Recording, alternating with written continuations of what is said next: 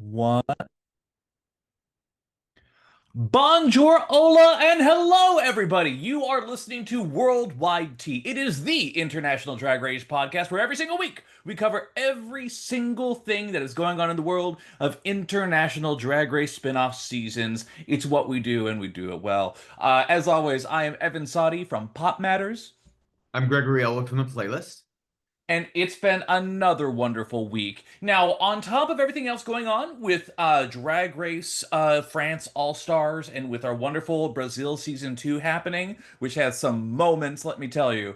We also have the announcement, of course, that the cast for the long-awaited, highly anticipated Drag Race Philippines Slasian Royale has been announced. We will have a separate video covering our reaction to the Meet the Queens because oh, do we have thoughts? It's gonna be great. It's gonna be fucking phenomenal, I can assure you. But before we do any of that, Greg and I need to talk about the thing that's on the tip of everyone's lips, which is, of course, the finale of All Stars 10. Greg, where were you when you finally got to see the crowning of the most celebrated queen of all time, Ginger Minj? Where was I? I think I just woke up in a hotel room and Hmm. watched it. But I knew she'd won. As you can tell, there was no the Queens knew for a while. This was not one of the ones that was secret. Mm. Um, and in fact the episode was they didn't send the episode out early, but they sent it right away. They didn't even do an edit where they like hit it or anything. They all knew. Yeah, how about you? Where were you, Evan? We just watched it at home this time. I didn't think there needed to be much celebration. I did You, see videos of people from like High Tops and some of the other LA bars. Certainly mixed reactions, I would describe as what's going oh, on. But to put it simply, I think that All Stars 10 as a format experiment was largely successful. I think people really dug those first two brackets, especially. yep, And if you look at the IMDb episode ratings, which as we know is God when it comes to determining how good any individual thing is, it's like 8.5s for the first bracket, and then it goes down a little bit to like 7-ishes in the second bracket, okay, and then it drops down to like 3s for the third bracket, and then a little bit up for the Lollapalooza, and then that final episode has a 2.2 rating. So it is, fans certainly feel a certain way about it, and I think it leads into the constant accusation that is going on in the world, which is production riggery. Because at the end of the day, people I don't think are upset with Ginger Minj as a performer. I think that a lot of people have noted that if we're viewing this television competition show with any degree of fairness, she could have won by any merit of herself. She's great at Snatch Game. She's great at a bunch of other things. yeah, It just the season has the overwhelming feeling of production chicanery, of riggery, of just the fact that like remember she won 4 episodes in a row. And like when you think about other seasons of like Jimbo winning 4 episodes in All Stars 8 or something else like that, like Jimbo was in the bottom, Jimbo had episodes in between. Maybe not all of them were deserved, but at the same time, there was at least a narrative. It was really bad at lip syncing. You know, like there was something going on of which you yeah. could kind of root for or latch onto. And with Ginger Minj, as good as she was, it just felt like it didn't matter what she did. It was just great, fantastic, phenomenal. As a lot of people said, oh, there's a Lollapalooza and she's just going to do the cross-eyed thing and imitate what the other lip syncer does at one point, and Rue will Yeah. laugh hysterically. We got that 3 times. It's I think a lot, and I think it's kind of left a taste in certain people's mouth, which has caused some other queens, as we know, to sound off their opinions online. Well, Evan, you've given me a lot to respond to, so we got to take this like one step at a time. You had a lot to get out. Sorry. You let it all out, girl. Let it out. Damn. I couldn't even get a word in. I was like, I'm well, so wait, what sorry. about I had no? to go on my No, it's thing. okay. Good. You had to go. So one quick thing, because it has sort of I've just been thinking about it. You know, the I actually think I never thought Jimbo was undeserved of those 4 wins in a row. Maybe one was a tie. I think Jimbo is the last real legit 100% one is their season. Anyone who was else on like Candy can go. Come on, Candy. Like you shouldn't. You may arguably shouldn't have been in top two. Like it should have been Jessica and Jimbo. So like but since and if you take away the Jinx all winter seasons, that's a different thing. Outside of since Shay and Jimbo, no offense to Sonique, that season could have gone many different ways. I'm Yep. not sure if she 100% won the hands down, like, at a judge would say she won. And don't get me started on the Angeria season that we had. I like Angeria. She's a great queen, but like I didn't think she won. I thought that was a lot of riggery by production. And then there's a couple things. So did Ginger deserve to win every single one of her episodes in her bracket? Arguably, no. Could you say she was in at least the top two out of the three, which would still get her to the whatever? Hmm. Yes, hands down, performed great. We're all Not going to agreement. argue with that. The four in a row thing is beyond coincidental. Like she was in the third group. I want to talk about the rigor in a second, but people who say that, I was like, come on, that was in July. They came back and did Snatch Game because they had the most queens there. It was always going to be there. I am telling you right now, there may have been a lot of riggery, but they left the door open for anyone to win Snatch Game. Like they did not like make it so that Ginger was 100% going to win. I'm pretty none of those queens are saying like I was funny as hell, like I deserve to win. They all said, "Oh no, Ginger was great, but I did better than I." They're all trying to make them sound better. So I feel like the four in a row thing is a little like, come on, that's a weird coincidence. I will say, if you look at all the brackets, in theory, now that we've seen them, Ginger was in the easiest bracket.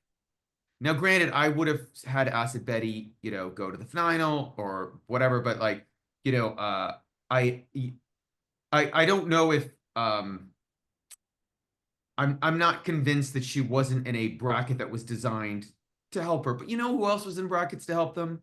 Georges, Bosco. Like it was all they were all put in places where you can tell production hoped these would be the top three. Didn't work out that way. You can tell. I'm sure they would have loved to have Denali there, but Hmm. it just didn't happen that way. I will say I don't riggery is a strong term. Hmm. Did they want Ginger to win by the end? I would say yes. I would also say that some of the things that the queens think are riggery, some of it is on the queens themselves. Bosco was incredible in her lip sync with Daya. Diamond. Daya got fucked over. I do have my only two things where I would literally, Randy and Fenton, if you're listening, this is what you got to fix. These are the things you're fixing.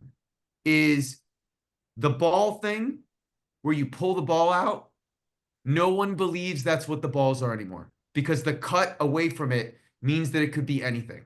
Hmm. That's a problem. And the fans are so invested that when you do that at the end, they care enough. You can't do that anymore. And I don't know if they're doing the ball thing now because they think it's funny and it's balls. Because they used to do the pinwheel, Right, what am I right. The talking giant about? head Right. wheel. Yeah, The yeah. yeah, the wheel. And maybe the wheel a couple times gave them results they didn't want. Like I Hmm. don't think they ever wanted Shea versus Sasha in the finale. That finale is not rigged when Sasha Velour won All Stars 9, that live finale. That was what it was. We were there. Everything went the way it did. So I don't know what's going on with that aspect. The other aspect though is no no one to, when you have everyday viewers who do not believe that the Rate of Queen standings were actually what the queens voted for, you have a problem. Hmm. None of them believe that they all voted for Ginger number one. They don't believe those are the rankings. They believe those are the rankings that production wanted because that's what the lip syncs that they wanted. And they knew that each queen would pick the song that was going to go best for them or close enough. They were like, if we, by the time we get to it, no one, you know what they all thought, is they all knew that the queens would see Bosco in her burlesque outfit and none of them were going to pick that song before her. Right. But wait, one last thing. Here's the thing, Bosco. I would have loved if you won. I thought it would have been great if you won. I would have thought it would have been great if you were top two. You made a choice without outfit. All the queens had the same outfit for the entire episode. You could not do any other song in that outfit and win the lip sync unless it was a ballad. So you knew the songs, you knew none of them were ballads, and you still did a song that you were hoping would work for one song. Yeah. And so a part of me is like, come on. Like you know, And then also, I even had made a note when I watched that lip sync. It almost looked like she gave up in that lip sync versus Ginger. And I actually thought Daya would have beaten Ginger to that song. Right. So And I think a lot of people have also noted that her doing that immediately after doing the burlesque lip sync was just kind of an odd thing to just air, just to be like, by the way, snap, snap to it, another lip sync, go right now. Because she was still on stage for that. Like they just really kind of ran that through. So I've seen a lot of discourse on this, certainly. And it's also interesting too because if I'm being honest, just with my eyes, I thought Carrie Colby fucking ate Ginger up in that first lip sync. If I'm being I real, she did in the first part. I yeah, don't know by the end if she did, but they cut so much away from it right. that and the weird I It felt yeah, very I Marina am Summersy, if I'm being fully honest. it felt very Monet versus Jinx. And the problem was it felt that way too many times. There were times where Right. I literally was saying out loud, wide shot, give us a wide shot, and they didn't do it. And I thought also Georges versus Ginger, that was a problem too. But I'll also be honest, you get to that final lip sync, Georges was doing a little bit of the Kennedy versus Trick. Like you can't do a number like that and want to win a lip sync. Like it's too, you're taking it, you're not looking at the judges, you're not like it, she was going all over the stage. I didn't think it helped her by being that. But, according to the girls who were there were things going on with her outfit that like worked with the song and you didn't see it in the edit and all this stuff. So I here's the thing. I just wished I I'm not listen, I wanted Ginger to win season 7. I was a Mhm. Ginger fan. I thought she was great. I wasn't not a Violet fan, but she had sort of like annoyed like most of the audience off. I love Violet now. I appreciate her more now. But at the time, I was like, and I thought Ginger was fun and had deserved it. She'd had a great season. Every time Ginger has come back, I have never felt like she's been a better queen than she was on season 7. And part of me wishes that production had just said, hey, why don't you do UK versus the world or Canada versus the world? Although a friend of mine did say that Ginger is not the sort of queen that Brooke would crown, Mhm. but Rue might crown her in the UK. And I just, part of me was like, and the last thing, because we talked about it before, Ginger's whole thing where it's like a pageant, you keep coming back again and again. It's not the same. It's not the same. Yeah. And I will say this, I have a lot more respect for Georges Hmm. after this season than I I would did agree before. fully. Um, but I will say this, everyone, the format's coming back. And the thing is that, like, I don't think people had an issue with the format. I think the format's great, especially because for filming, it's nice that you can film these brackets that queens don't have to necessarily invest as much Yeah, in their outfits. It's a little bit more instant drama, which I think is actually kind of helpful towards it. I certainly hope production has learned some of these things, but also other queens are certainly voicing their opinions about some of this online as well. I I can, Some people are Evan, I'm fine not with not kidding. coming back, let me tell you. Evan, so there's two things I want to talk about. One is, and I do feel bad for Ginger, and maybe things have changed in the last 12 hours since I looked. I cannot remember the last time a queen won even All Stars, and I have seen less social congratulations from her peers or winning peers than Ginger. And I don't think Ginger's disliked. I just think that the alumni are not happy. And Mhm. the only other thing I want to say is, listen, we're in a really weird time in the world. And if you're listening to this episode has just recorded. We're recording this 5 days after Stephen Colbert was told that his #1 late night TV show on CBS, which is part of Paramount, which is about to merge with Skydance, and Paramount just made that donation to Trump's library, that his number Yes. one show, which now all of a sudden CBS says is unprofitable, is going to News end to in May. us. Right, yeah. News to maybe news to Steven. And also, just one quick, not to go on a tangent on this. Usually, what happens is when a show is losing money, you try to find ways to cut it if it's giving an audience before you cancel it. Right. So something is going on. That's why it's not a conspiracy. Something is 100% going on. And I I will say I will also say I do not think it's a coincidence that Wow, and the people at Paramount now have done everything they can to shoot everything for the upcoming All-Stars 11 and season 18, which just finished shooting. There will be no, it's going to be like 16.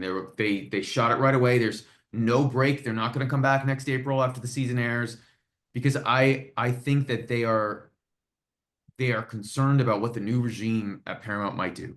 I'm not trying to scare anybody listening who loves Drag Race or whatever. I think they're doing it so that the money doesn't get cut from them, so that they don't have to pay to finish the season themselves, because the money's already there. That makes sense. Like the money's hasn't been taken away, so let's shoot it now.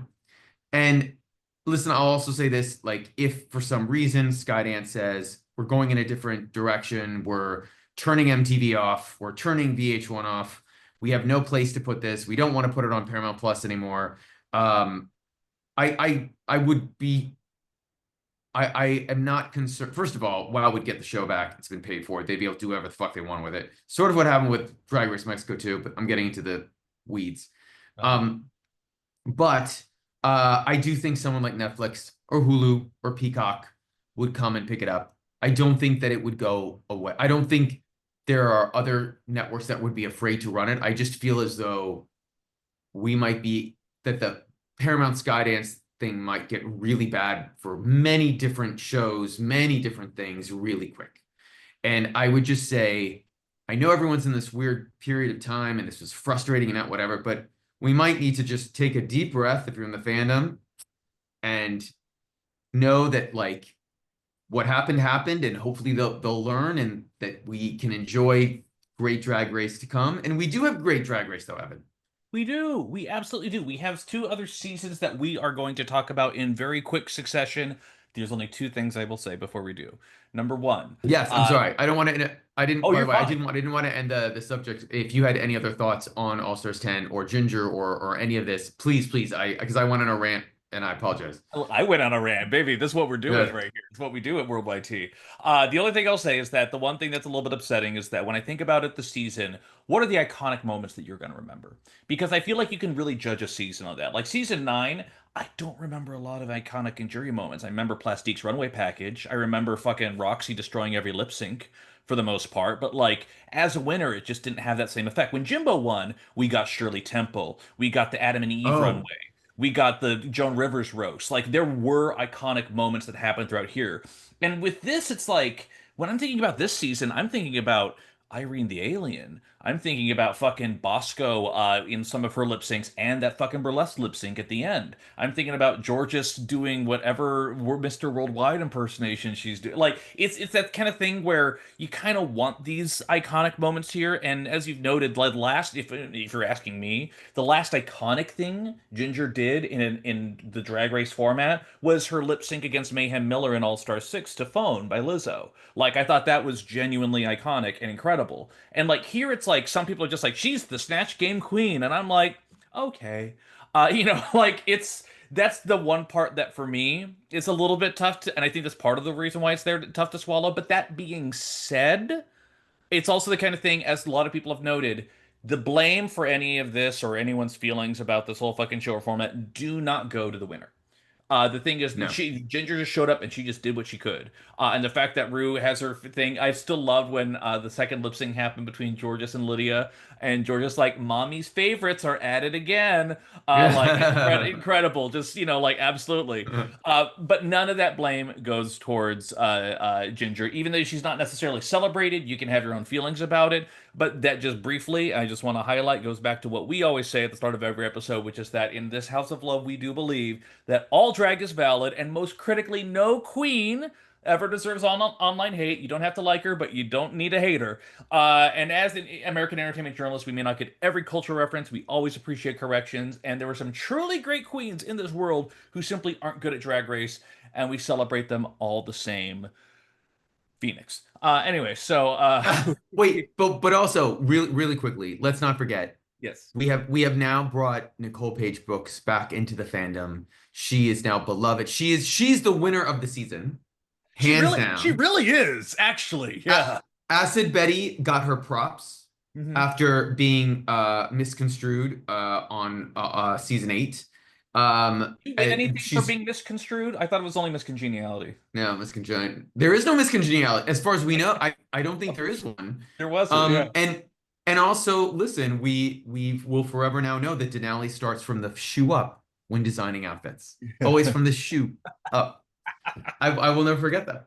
Yeah. Also, Denali did amazing ice skating moments Oh my to God. all her moments on the show. So I think there is great again those first two brackets. You're like, this is fucking Drag Race, and Yeah. then And you anyway, know all what? right.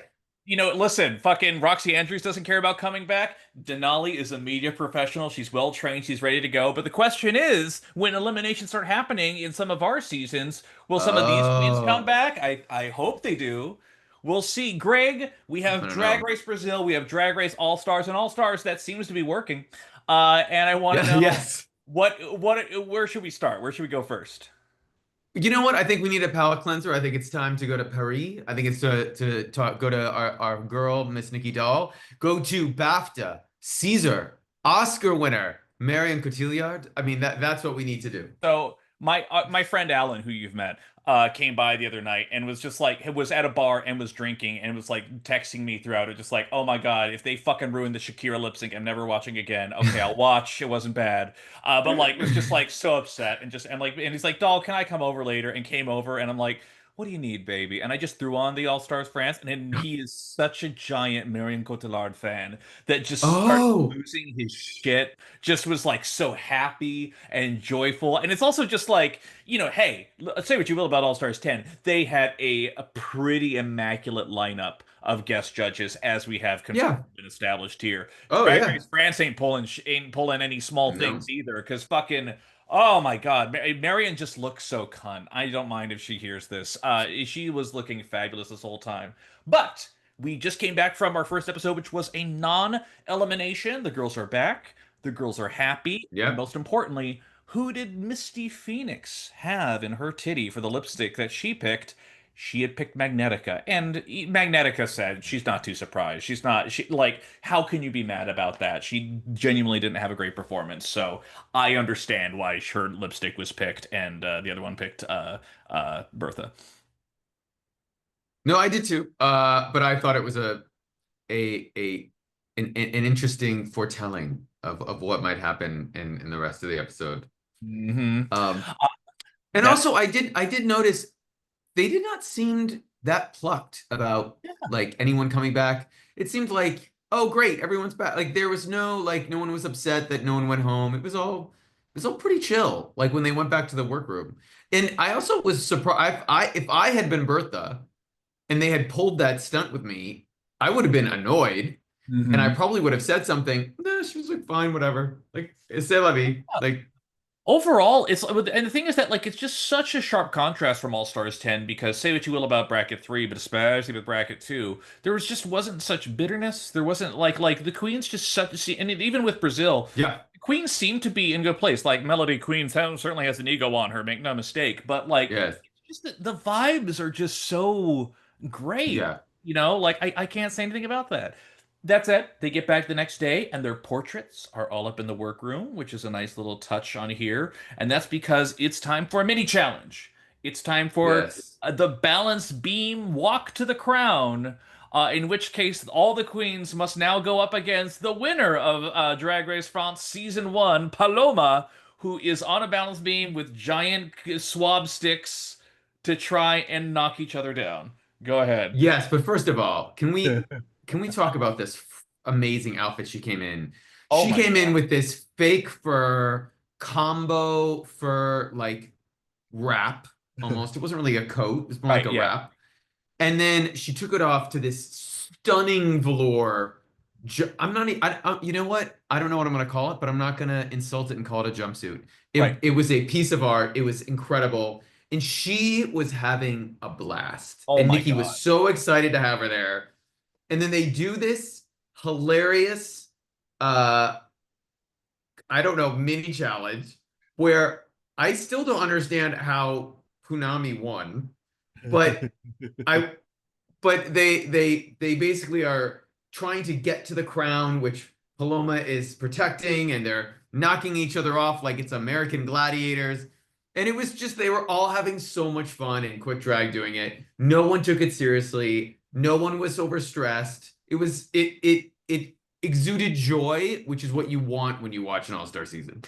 100%. Absolutely. Punani scored one against Paloma. Paloma was doing some goddamn work on So that thing, let me tell you. She is, and also an athlete, apparently, on top of everything else. Uh, goddamn.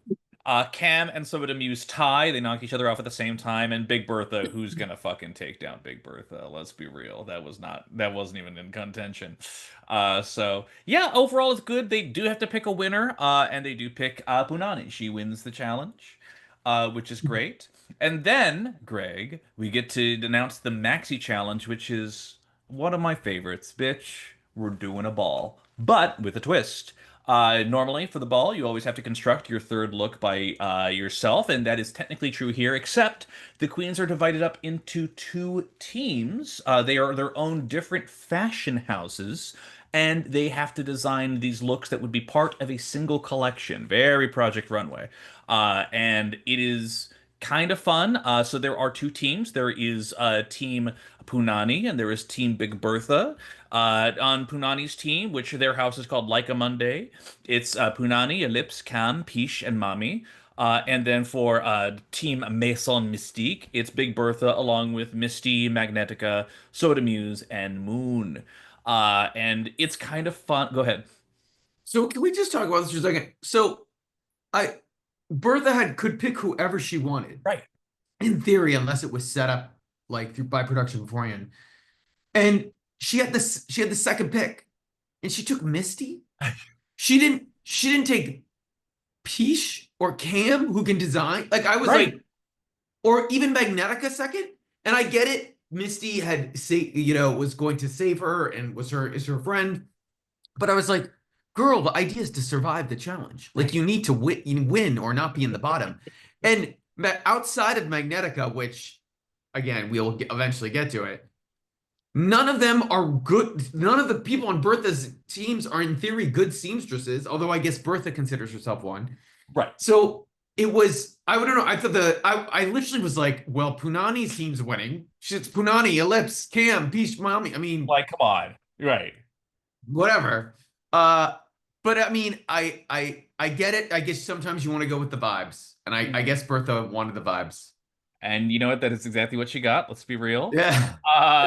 There is some kind of fun where like they have this nice fabric split up as I think it's birthday Yeah. noodles. Like it's not fucking pooled noodles and whatnot like other Drag Race challenges before they actually have real fabric to work with. And then there is the teams kind of debate each other about like, well, now we're using this fabric. Well, I need this. Well, Bertha's like, well, I have a much larger body. I need to cover up more. It's like it's kind of playful. And again, like the whole vibe Yeah. is just like it's still pretty good. Like Mommy's getting in fake fights with Soa, and like there's Oh, the fake fight. They yeah. couldn't even not smile while they were trying to do it. They were so trying to do good television, and they could not pretend that it was real. It was good. It was so fun. And then not I could no one can say a lot of other really important things happen, but we also have 30 looks to get through, so we Mm. might just need to get to the runway. We have three Let's do it. categories. Listen, we have three categories. We have XX wings, a wings-based look. We have evening wear or day to evening wear, which is a transition or reveal type look.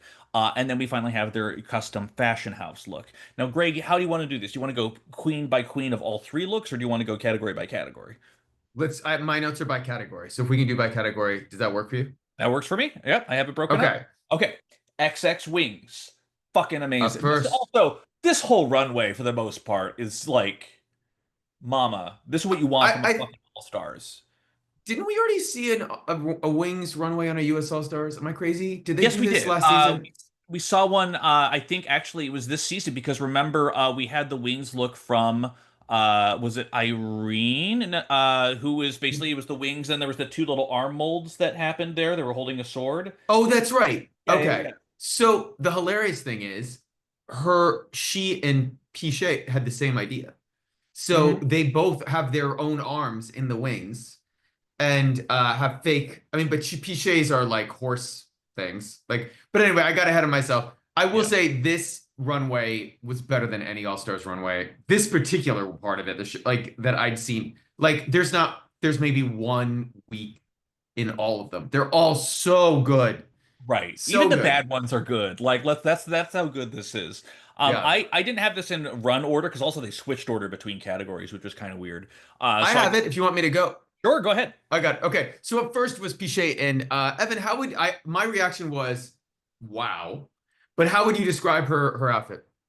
Imagine, if you will, she's covered up in wings. She maybe is a chicken. Oh no, it's a Pegasus. It's a giant fucking crazy cosplay Pegasus with a Prince Albert on there. And this is the first thing Marion Cotillard sees on the runway, allegedly, which is Yes. the best part. It's stupid. It's So campy. She's wearing stupid. the heelless heels. It's like it's kind of immaculate. Like it's amazing. It's dumb. It's everything I want from a fucking all-star season. It's just a great fucking look. It's I'm very critical of Piche. And is it I keep getting it wrong. Piche or Pichet? It's Piche. It's peach. Piche. It's Piche. Yeah. Um, it's the best thing I've ever seen her in. Like Yeah. so good. And now I'm not trying to be like because it covers her face or anything. It's just an amazing costume look. And And like and queer and gay and rainbow and just so good. yeah, and like Um, last week when she did her little record look, I'm like, come on, you can do better than that. Oh, she's yeah. roaring back this week. It was fucking phenomenal to see. But yeah, just all time, just great. So up next was on any other season, this would be a top two to the week. It would be like hands down a great look. Mommy comes out basically in a Victoria's Secret runway ready, gigantic golden wings, blonde hair, stunning. And in this group, it was good, Yeah, but it was good. stunning, like Yeah. incredible. They gave you that fucking Victoria's Secret fantasy. I do like the wig. It actually kind of gave me Shea Yeah. Coulee vibes in its own way. Which the way it was styled on here. But like, yeah, it was very good. We know she has a rockin' body. We know she can do this, so there wasn't too much surprise there. Someone was gonna do it. I'm glad if anyone, it was her. Yes. Also, I did think, I don't know if they all like talked to each other beforehand or how production did it. I was impressed that there was so little duplication in this category, which I Right. thought would be hard. Yeah. Big Bertha was next, who Mhm. did sort of out of the box for everyone else and did a chicken. A And to be four-legged honest, chicken.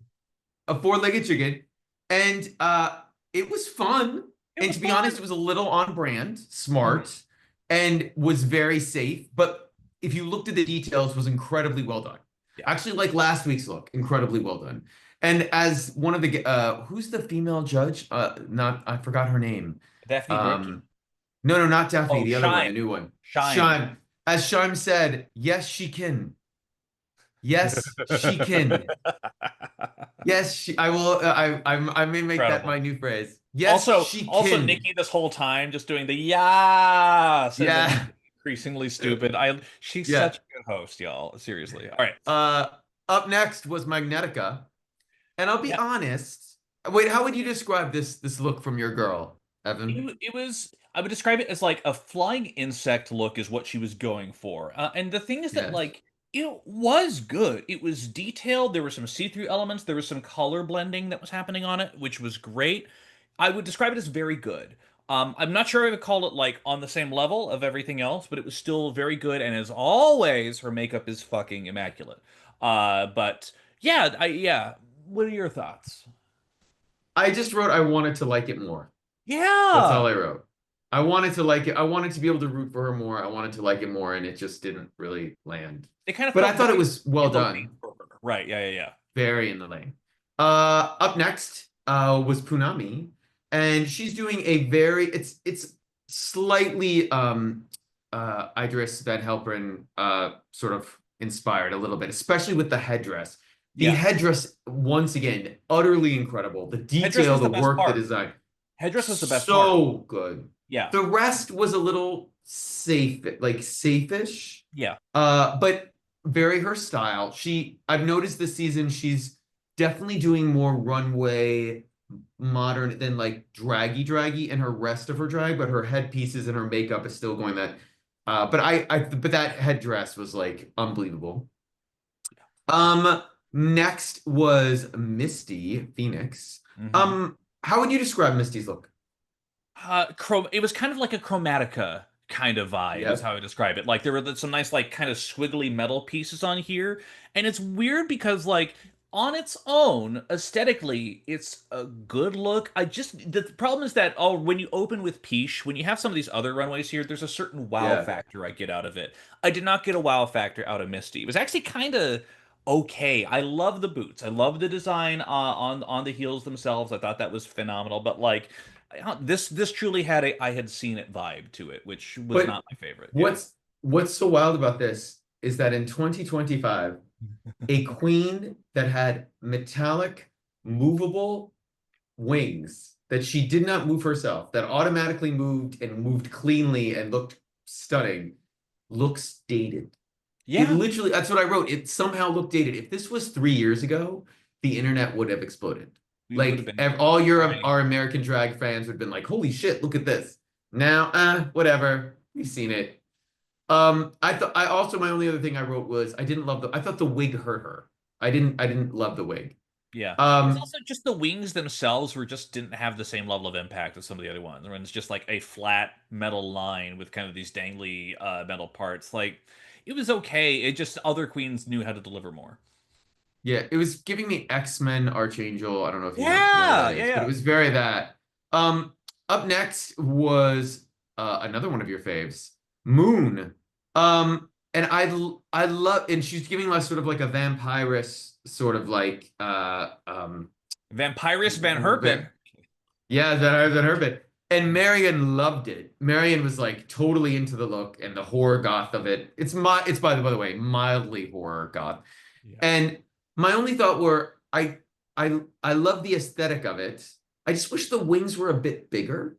Like I feel like she may have been a little too they maybe were like just like a third bigger. And then I think it would have really like Popped. totally impacted. But I don't know if they sometimes you misjudge when you're building stuff out Right. and on the stage and but the look of it was incredible and I loved the boot thigh highs. If you go back and look at their I don't know if they're thigh highs or boots, but stunning. Like Yeah. so well done. Yeah. I genuinely thought that the wings were the best part of the look too, because the rest of it, Oh, the bodice, the corset there was okay. Like it didn't have the level of detail that I was expecting from her, which is I think what kind of hurt her a little bit.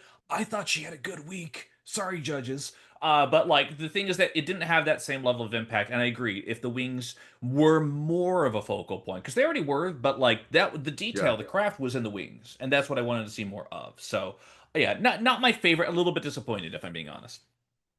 Speaking of someone who I thought had a much better week than the judges gave her, was Soa, Uh, who was referencing a look from her original season that she had done for a uh, Jean-Paul Gaultier runway with hair. And I loved it. I thought it was artistic. I thought it was pushing the runway like an artistic way and fashion-wise.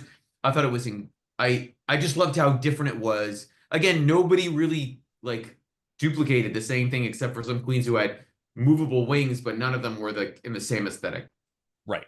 And I would say too is that I felt like we saw a Shea Coulee look out of this from All Stars 5, like a very hair-based kind of similar-ish vibe. But the best part about Soa's was the wings. Because even though you have all of this hair kind of going down, these messy, jagged, kind of Yeah. off-center wings with different like dripping parts over here, there's a little bit more of a horror element to it. Just strands of hair left and right. It was a little bit chaotic, which is not something that I would normally associate with her in her aesthetics, which I thought was one of the strengths of it. And again, if the wings are kind of the highlight of the look, this is a highlight. So I thought it was actually fantastic. And to be fair, I think the judges did say they really loved this look.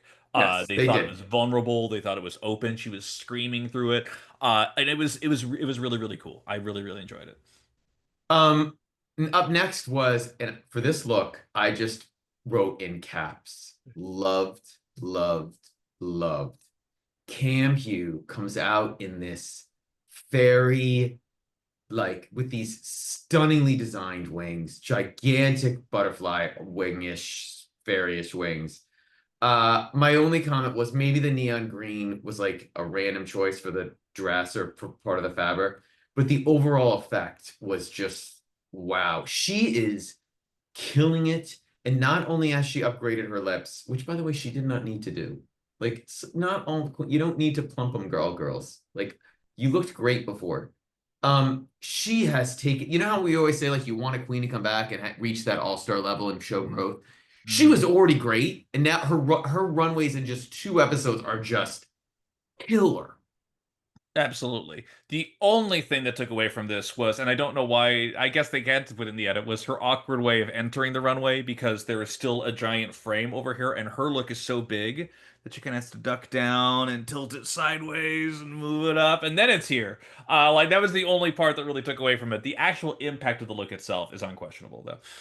Unbelievable. Yeah. And then just when you thought it was all like no one else could top that, Ellipse comes in with these stunning, her own stunning, beautiful wings.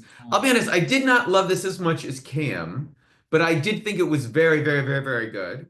I And didn't love it until the wings unfurled. Then it came together for me. That was for me. Like it was good. I'm like, okay, okay. And then it had the actual effect. I'm like, oh yeah. shit, she's going full scarab. It's fucking dope.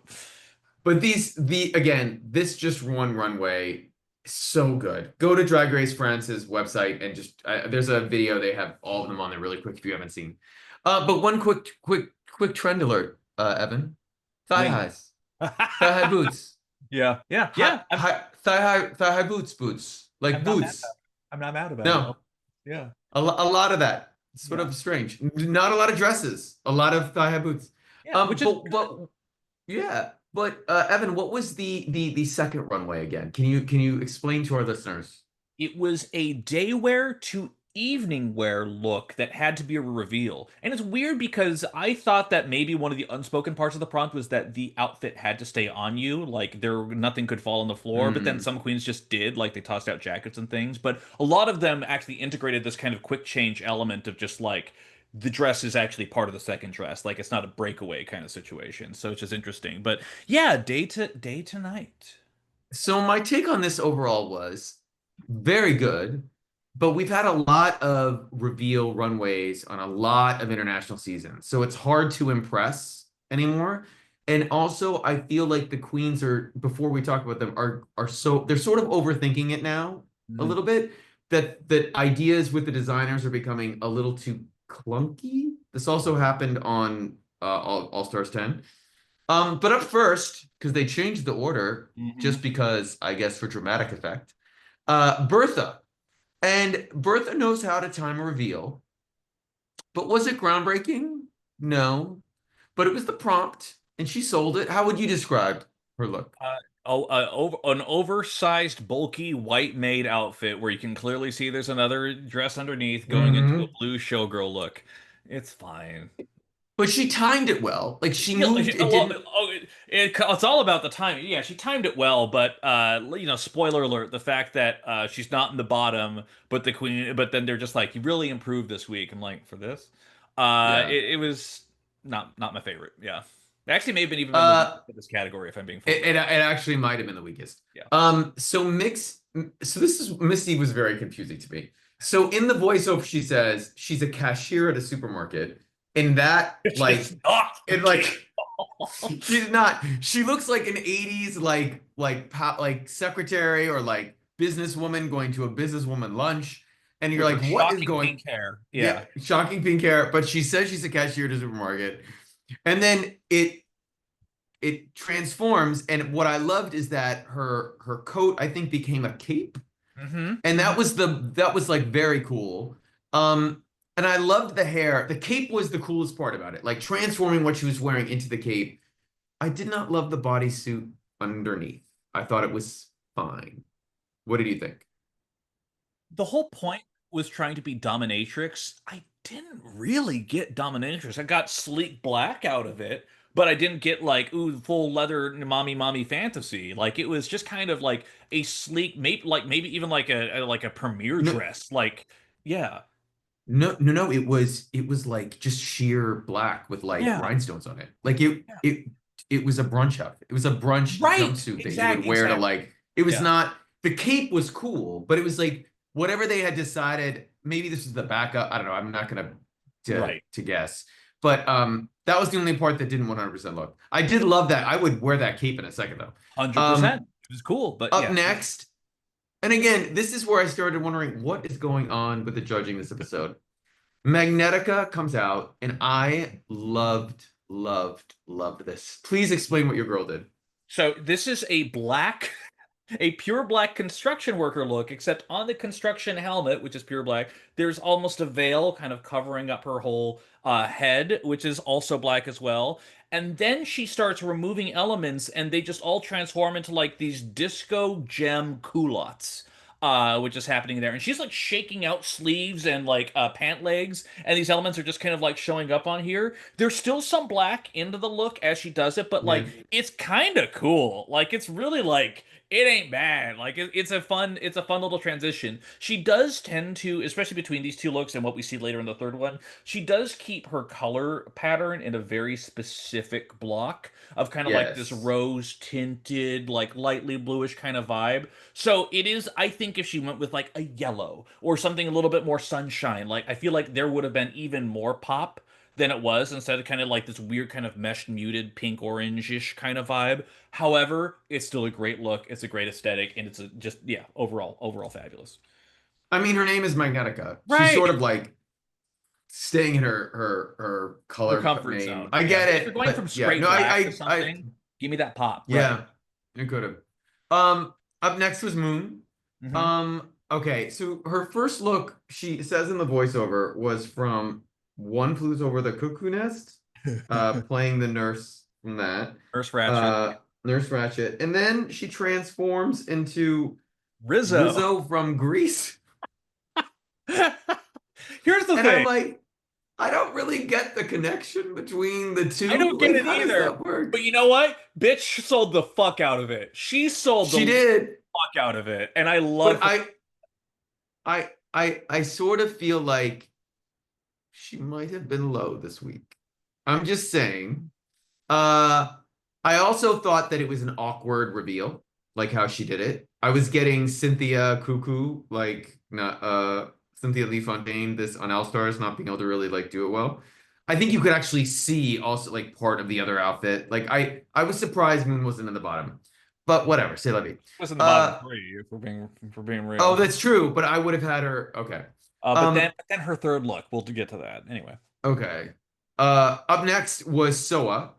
And Soa, oh my God, I don't even remember what she was wearing. Do you remember? Oh I yeah. wrote she sold it, didn't love it, but it was fine. So it was this big brown puffy suit with kind of this ascot type of thing over here, and it was Oh, again right. much like Bertha's, fairly bulky too, and she's Yeah. walking around taking details, and then she removes that to turn into kind of a black vampire-ish dress aesthetic that she has going on, Yes. which again kind of ran into the exact same thing that we saw with Misty, where it's just like, okay, like it was she was trying to sell it as vampire. I didn't really get, like, she was chewing up on teeth and stuff, but like these reveals to these black sinister looks aren't sinister enough. They're still a little bit too Mm-mm. fashion to fully embrace it, which is crazy given that her first look was pure hair, demon, darkness, realness. So for her to be like, I'm a vampire is like, are you? You're kind of still beautiful.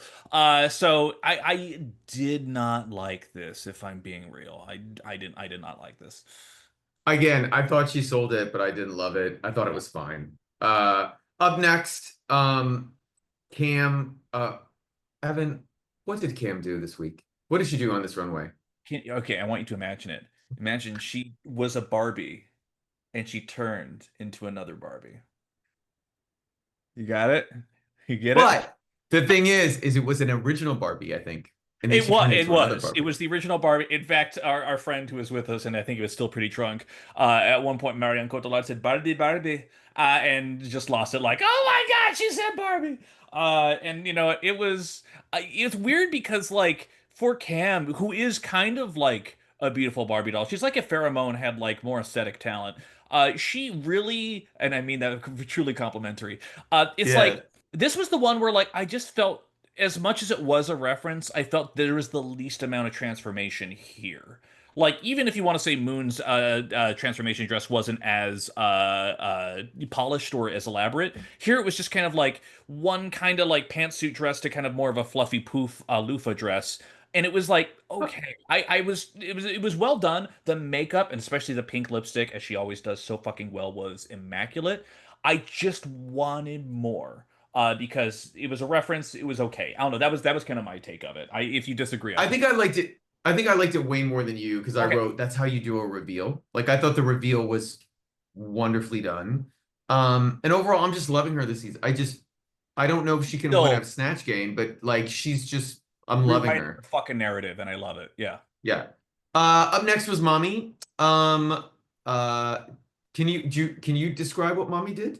She was an angry judge, with the full Oh head. my God, yes.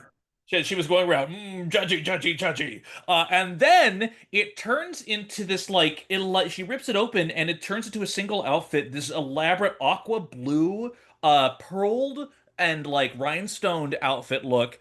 And it's odd because she tossed off the wig and it landed on her dress, and I don't really think that was intended, but like it was gorgeous. Even Marion on the panel was just like, this could be a fucking runway. This could be a fucking like a premiere outfit. And I think some people said it even looked like one of hers. And it was gorgeous. It was really, really beautiful. I just didn't get the transformation of Judge into fucking Premier Eleganza. That was the part that was, yeah. I think she said it was from Judge into water, like something to do with the ocean or aqua. I didn't get it at all. What That's what what I did wrote. you I was just like, say? Judge into water? The fuck does that? I don't know, but I'm just remembering that's what she said. Yeah. And I didn't I but I will say that second dress was stunning, like Right. gorgeous. And see, this is genuinely my problem, though, is that, like, if the first outfit is going to be so lackluster or just so, then, like, it's like the point is to be the reveal. I get a little Yeah. bit iffy about that because other girls very clearly had great ideas for that first outfit to reveal into the second. So if the first part is a little bit tossed off and then the second part is just amazing, that's great, but I just feel like we lose something. That's kind of my thought on it. So up next, your girl again. In case for if this is the first episode you've listened to Evan talking about Drag Race France All Stars, there's two queens he's rooting for, Ellipse and Moon and My Peach. But my big, really you Ellipse. know me, a big Ellipse fan. I thought you wait, I thought you were. Ocean Moon, baby, every day, Oh, all I thought day. You Ellipse know too. My that. bad. Okay. Come on. So what did Ellipse do, Evan? What did she come out? So Kyron Thrax enters the stage. And no, wait, I'm sorry. I get it. Sorry, it's Ellipse in insane makeup. Ellipse comes out with multiple ice cream cones and this panicked look on her face. And then she tosses them away, and I think she has two strings along her shoulders, which she yank pulls as she's turning. Everything drops, and then there's kind of this like liquidy dress kind of aesthetic that's going on. Are the outfits that she's wearing, would I call them great, fashiony, incredible on the same level of everyone else? No, personally. Would I call the quickness and the inventiveness of this reveal worth noting? Yes, and the judges clocked that as well. At least that was my take on it. Okay. I literally got something in my throat because I was like not expecting you not to like this. I literally wrote that's how you do a reveal. Right. The reveal was so good. And I also wrote the second dress was stunning. And Marianne even said exceptional. Like she loved it. And she is the truth of power, let's be real. She was yeah. Listen, she has to clean that Oscar every day. She knows what she's talking about. And all those Um, crevices in and the Cesar. all the no, well, no, she's given up on the crevices in the Cesar. She's like not even cleaning it anymore. It's dirty, it's dusty, it's in a corner. Um, but last but not least was Peach. So here's the thing. Picharu. Peach comes out as basically a delivery boy, a delivery food driver on a bike in boy drag. And here's the thing. I wrote not boy drag Peach. You're already a bearded queen. Like, Uh-huh. let's not do this. Like, I was like, come on. But I did love the reveal to the dress. And I did think it was a incredible transformation in what it was. But I still was like, no, no, no more boy drag Peach. You're a bearded queen. Bearded queens have to do less. That's my only judgment. If you're gonna do beard, you can't do that crutch of doing boy drag. What did you think?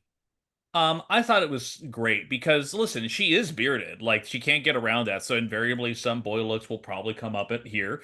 And then the thing is it was just a gradual reveal because she's in this little bicycle helmet. She takes off the helmet, long locks of hair, and then she goes and takes down the suit and it reveals this actually very nice mermaidish kind of outfit. And then the fact that she was bearded and then she just looked very fish and it was very I thought it was a very well done. I'm not sure it's going to be on the same level as everyone else. The only thing I will say, and I know Nikki clocked it as well, Nikki didn't seem to mind, but wearing sneakers and then still wearing sneakers, that is certainly Oh yeah. choice. Absolutely. I remember I'm still Team Peach, so I'm not gonna mind it. I'm gonna forgive it. But even I couldn't tell if she was joking or not, but even Nikki was like, the sneakers are my favorite part. Like she clocked it as well. But once the mermaid outfit is down, you don't see them. Just very, very interesting, I will say.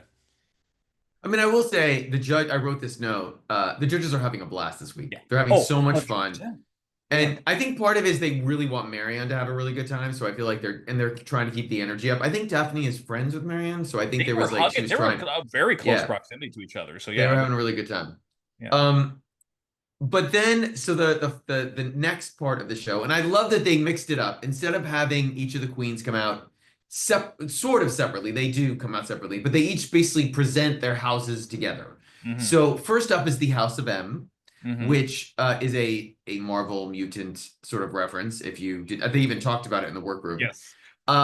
And I just want to, I'm gonna, if you don't, I'll go through them. Do you want me to go through them quick, or do you want to talk about each one of them We individually? can we can stop on the ones that matter. Okay. So here's the thing. Magnetica comes out, and I'll be honest, I initially loved it. I was Yeah. like 70s chic, and it was great. And then it wasn't until later that I saw the back. And I didn't realize there was no back. And that it was just fabric on the front. I thought it had more to it when I initially saw it. I thought it was connected. I thought there was something going on. And that's, to be honest, that was her downfall. Yeah. Is she spent so much time making the black outfit or whatever it was for the fabric to go on. She didn't think enough about the fabric they were all using. And also, I should preface, they're all using the same fabric for both houses. So they all have, that's how they're keeping the aesthetic together. What did you think of your girls' look? The thing is that like she spent so much time like it was a pretty simple drape job ultimately there, but when you have this blue fucking bodysuit that she's wearing with the arms and the legs, and Yes. then her makeup matches that tone perfectly, like that's where you can tell her effort is. She is a makeup queen, and she's mostly a look queen. But it was also at the same time, again, I didn't have the wow factor. Other things gave me the wow factor, and that unfortunately just didn't happen here. A good enough look is simply not good enough. I do have to say that once I saw that it was just fabric laid on the front, I was like, oh no, wait, this is bad. Like I'm stunned that she thought she'd get away with it, but I also think the queens thought they're going to be judged by houses. I Hmm. think they were surprised. And I Which actually thought that technically they too. were. No, no, they weren't though. Not really. I Well, mean, they were there's winning told one house and house was losing told. house, and they picked out the top three and bottom three out of those Yeah, houses. Yeah, I was like, whatever. yeah.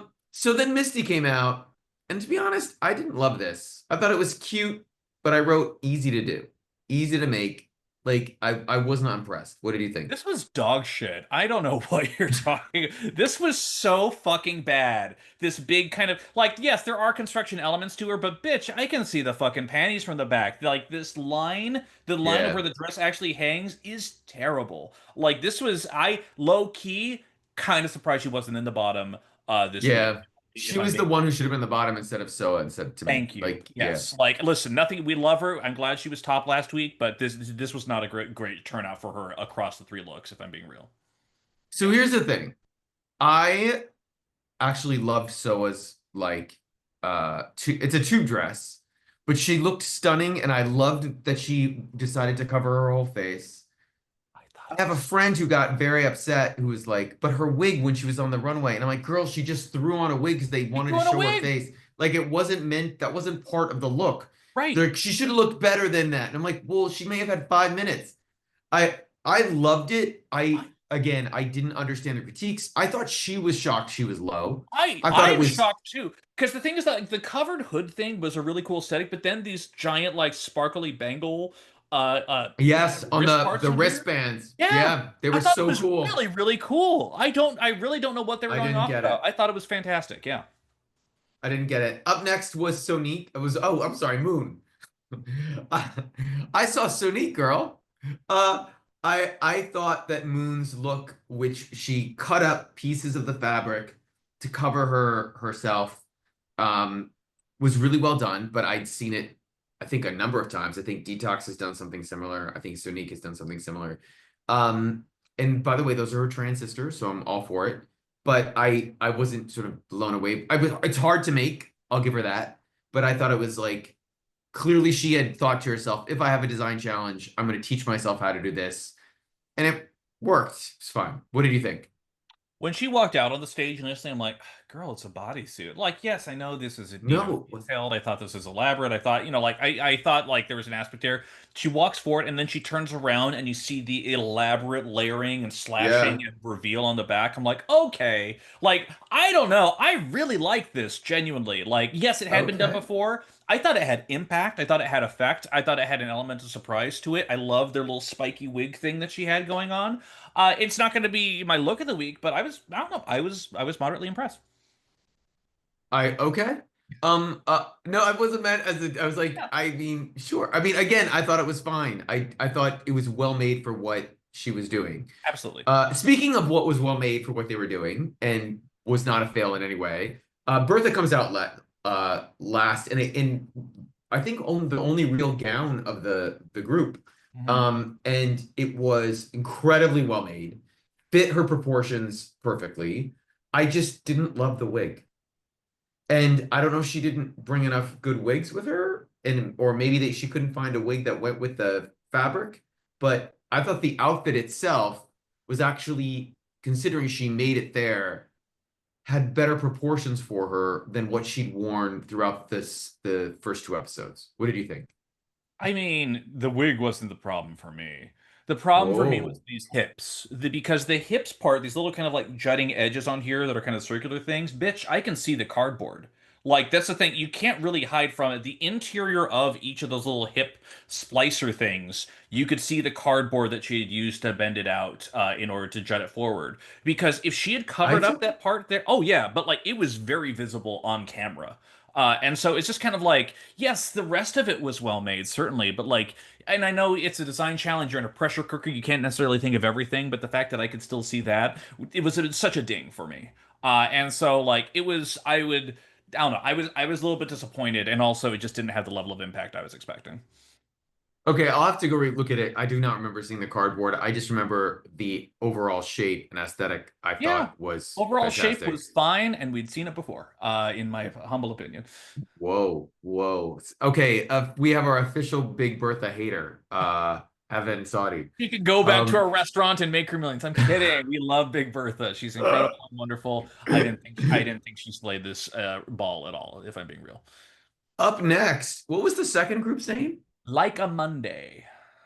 Oh, bizarre. Like what I didn't So like a French. Monday. So French.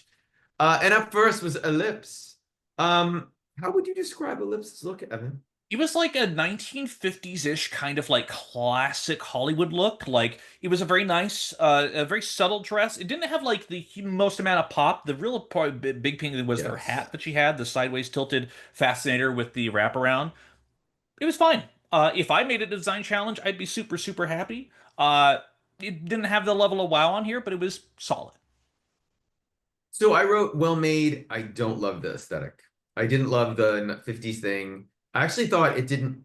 I thought a lot of the looks didn't. They all had the same fabric, but they didn't. I actually didn't think they were as cohesive in terms of just visual aesthetic as the Which is first group.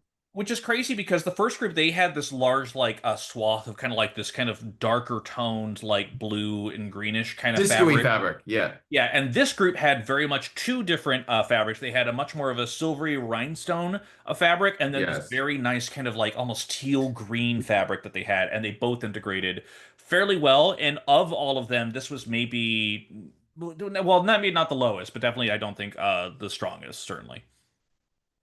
Yeah, I was just trying. They did a group photo shoot together, and I was trying to pull it up. Somehow the Wi-Fi in my hotel is worse than just regular phone. So, come on. There we go. Where is the group photo? Come on. But while I'm pulling that up next was Mami Wata. Oh, here we Mhm. go. Yeah, I just really, I just thought I did not love ellipses at all. Up next was Mami Wata, and my reaction was, girl, this is the easiest fucking thing to make. It I could really do this is. in 2 seconds. For those who haven't seen the episode, she literally did a tube dress, not even a tube dress, because it's literally just one sewing zipping up the back.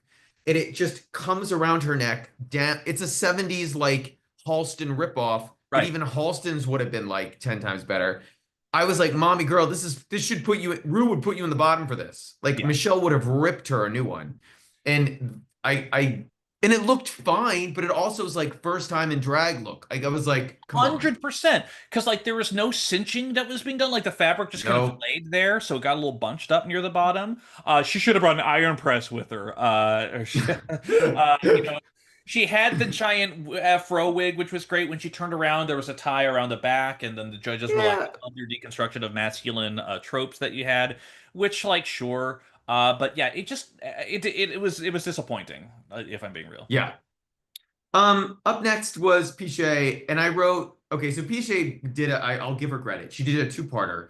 She did a sort of a bustier top Mhm. with big shoulders and one arm with the fabric.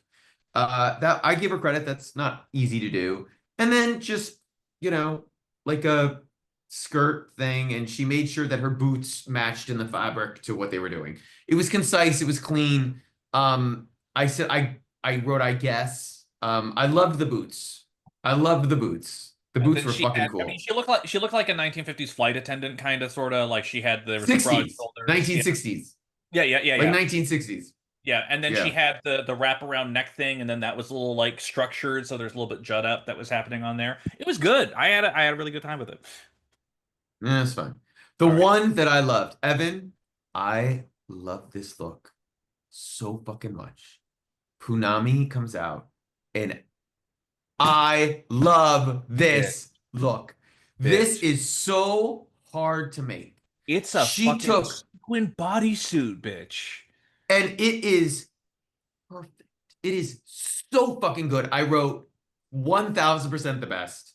Exceptional. How she was not in the top two this week blew my fucking mind.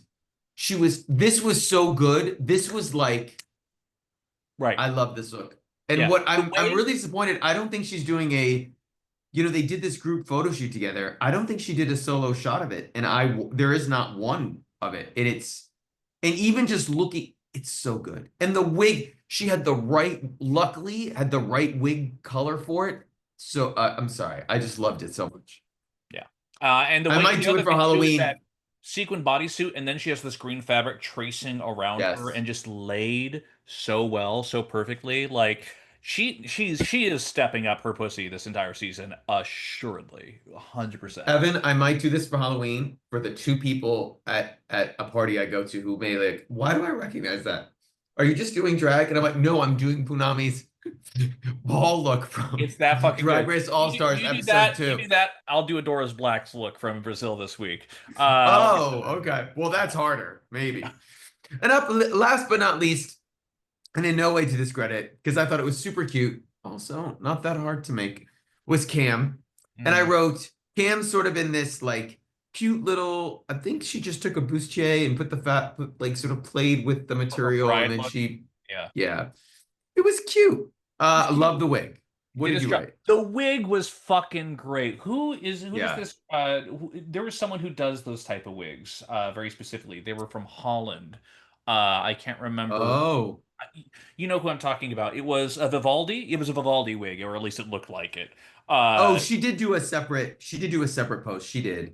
And let me see if she credited who it is. She credited the wig as no, it's Christophe Mecca, So a who's a Vivaldi wig maker in collab. Paris.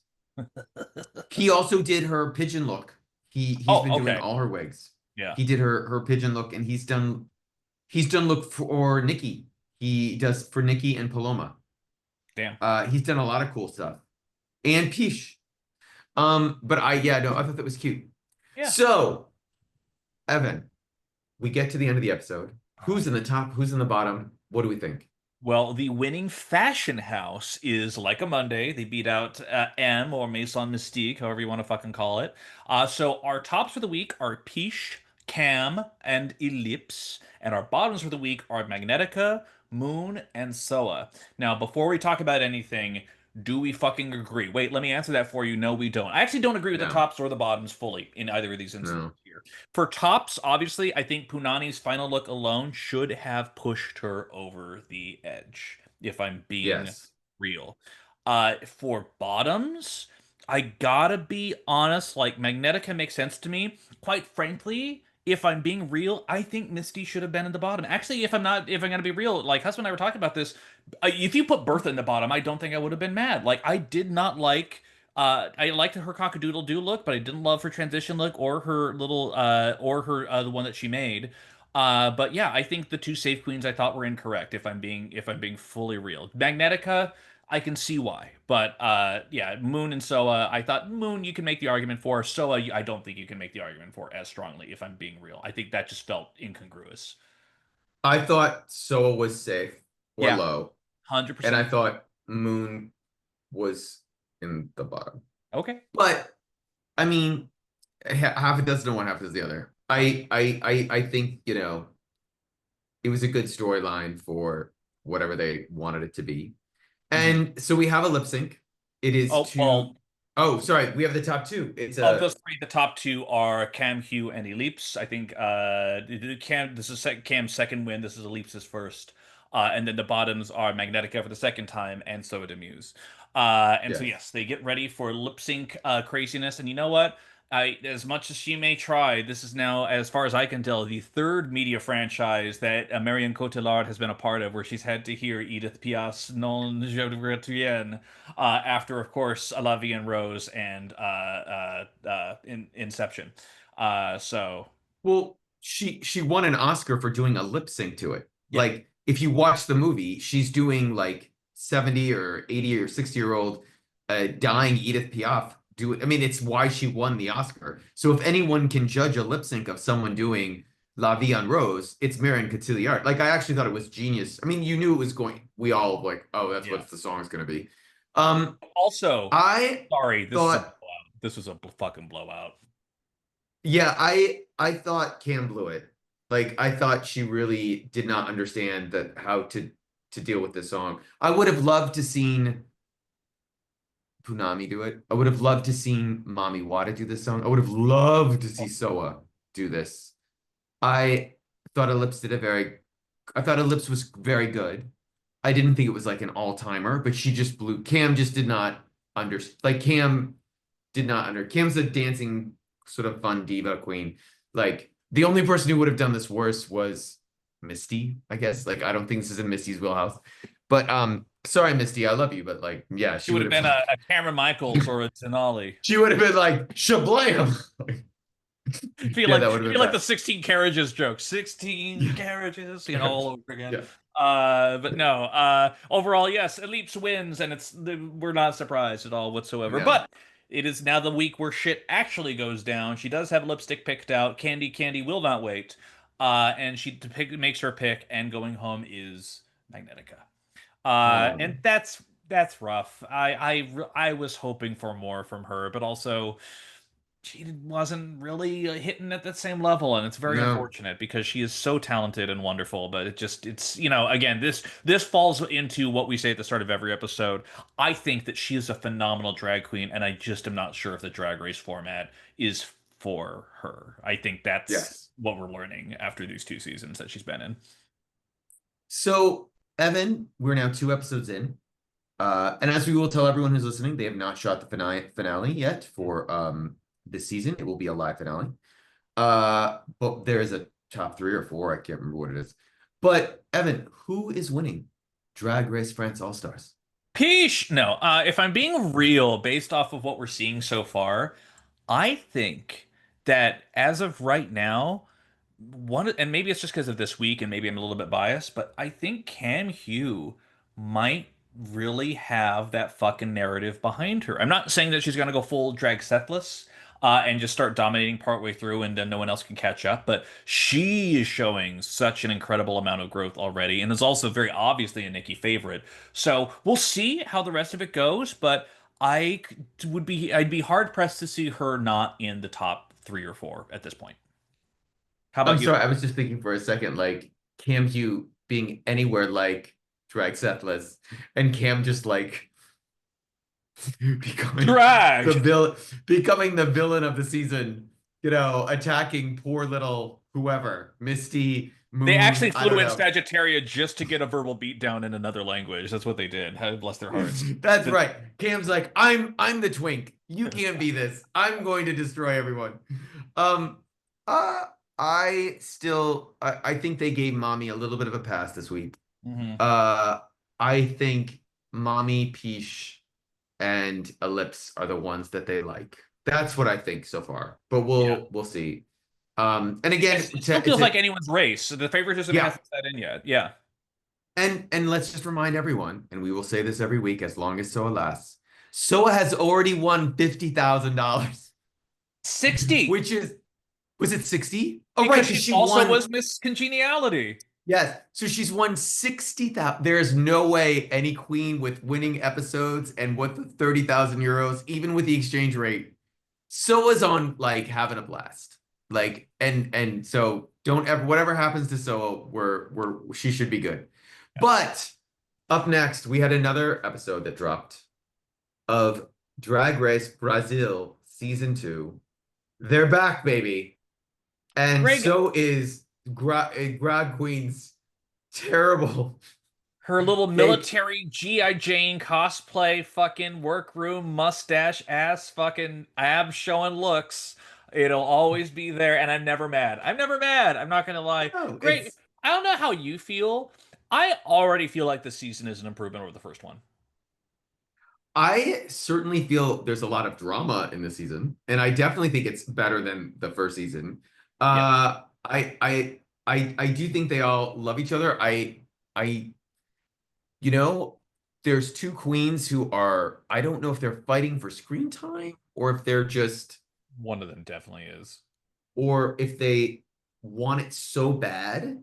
But there's a lot of emotions for a second Later. episode. Yeah. And for So,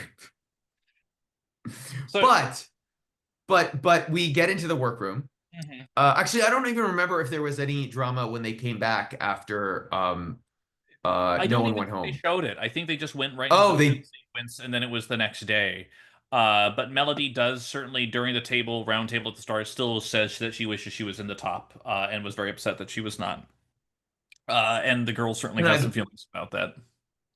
and I believe uh hold on, that who was it? Who gave who shit?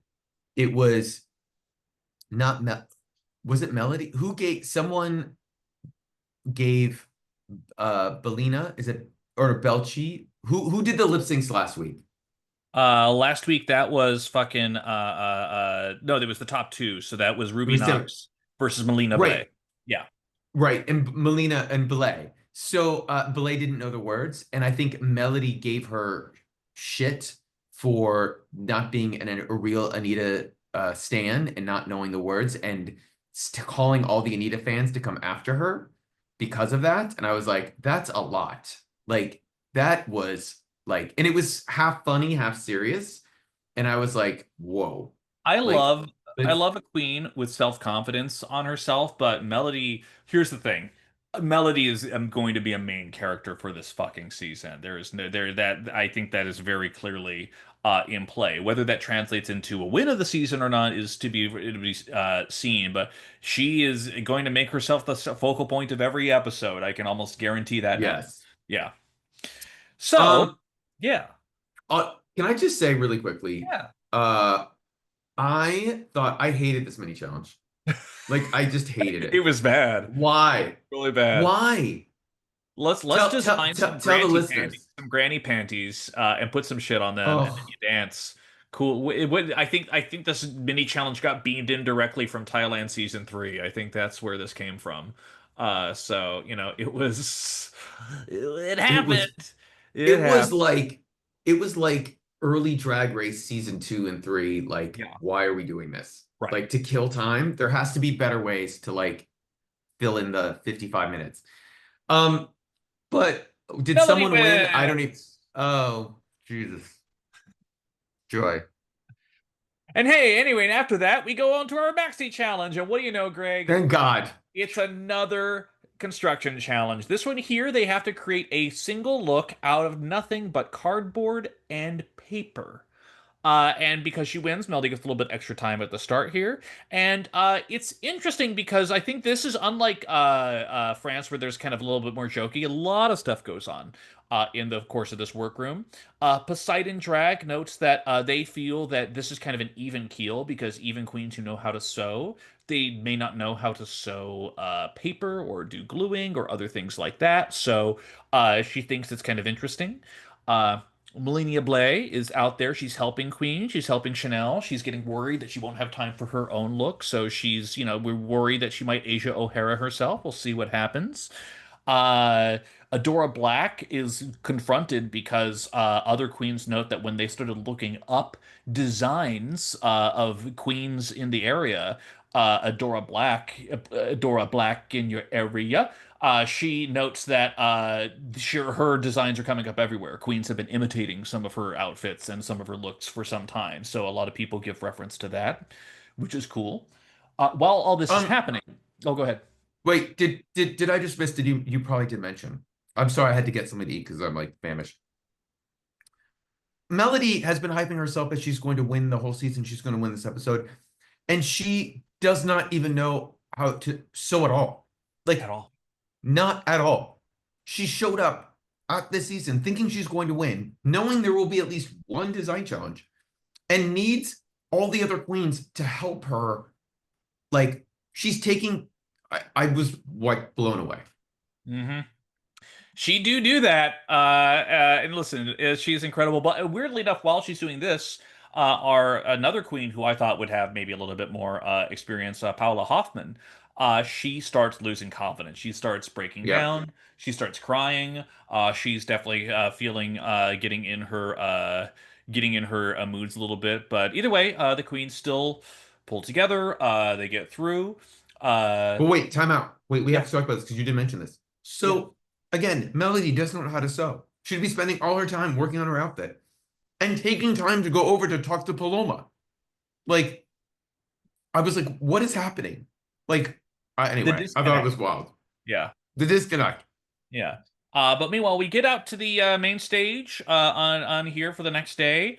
Greg Queen has decided to cosplay as Kita Minaj as a Real Housewife. I don't know why she decided to do this, but that is certainly what she decided to do. I wrote, Fast.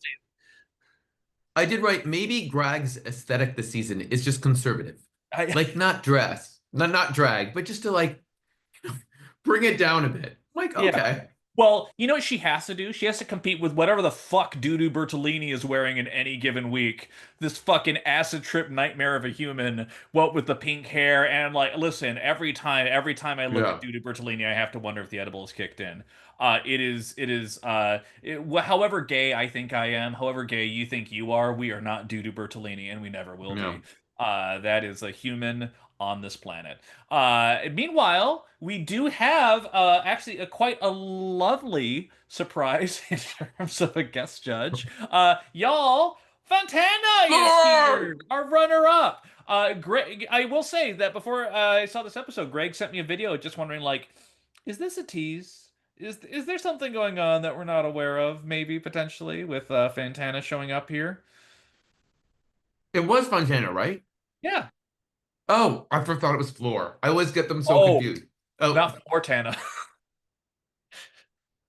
so Fontana, first of all, Swedish drag legend.